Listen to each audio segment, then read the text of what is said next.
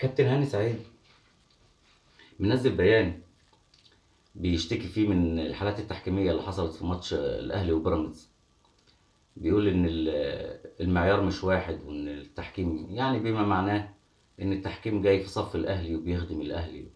يا كابتن هاني سعيد، ما شفناش لحضرتك بيانات يعني في ماتش الزمالك وبيراميدز في السوبر؟ الجون اللي اتلغى لك في آخر فيمتو ثانية في الماتش لأوباما، والهدف مفهوش ريحة التسلل، ريحة التسلل، وطلعك بره البطولة وطردك. شفنالكش بيانات يعني، شفنالكش صياح.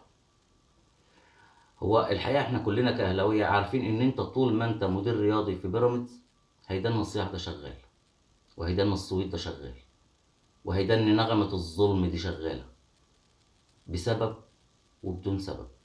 كل اللي ما يقدرش يعمل حاجة يتشعبط في التحكيم، كل اللي ما خلاص. ما طلبتش ليه حكام أجانب في ماتشك؟ ما دام حكام مصر بيجاملوا الاهلي، ما طلبتش ليه حكام اجانب في الماتش بتاعك؟ مش قادر؟ مش معاك فلوس؟ معاك فلوس، اطلب، هات على حسابك حكام اجانب ينصفوك. انما كان الفكر كان غير كده، الفكر كان ان هما من كتر نغمة الظلم اللي على النادي الاهلي ان الحكام هتيجي على الاهلي في الماتش.